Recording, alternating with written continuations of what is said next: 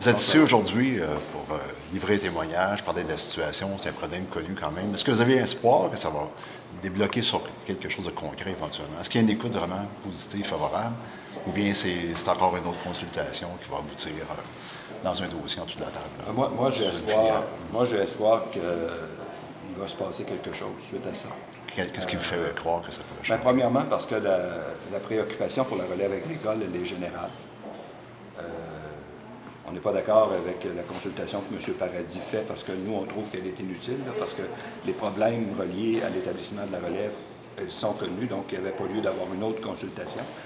Mais pour la relève agricole, l'enjeu du prix des terres et l'accès aux terres est le phénomène le plus principal. La barrière principale à l'établissement, c'est celle-là. Alors, si on veut adresser la question de la relève agricole et de l'établissement, on ne peut pas passer à côté, dans un premier temps, de l'action des fonds d'investissement, de la financiarisation des terres. On ne pourra pas régler ça uniquement par d'autres programmes qui vont venir tenter, plus ou moins bien, de compenser. Mais est-ce qu'il faut agir rapidement dans 3 mois, 6 mois, 1 an? Est-ce qu'il y a un délai que moi, je m'attends que, là, on est au début de la session, là, on va avoir le budget, mais j'aimerais que dans cette session-ci, le gouvernement propose des choses. Un projet de loi, il y aura une commission parlementaire.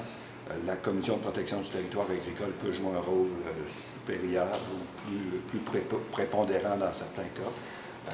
Il y a certaines régions où c'est plus problématique que d'autres. Donc, il y a lieu d'intervenir. Je pense qu'on a démontré là, que le problème est réel. Il s'accentue.